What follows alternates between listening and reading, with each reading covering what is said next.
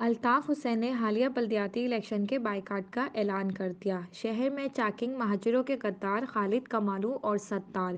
بلدیاتی الیکشن کے دوسرے مرحلے کے 15 جنوری 2023 کو ہونے والے انتخابات کے بائیکاٹ کا اعلان الطاف حسین اور ان کی پارٹی نے کر دیا ہے۔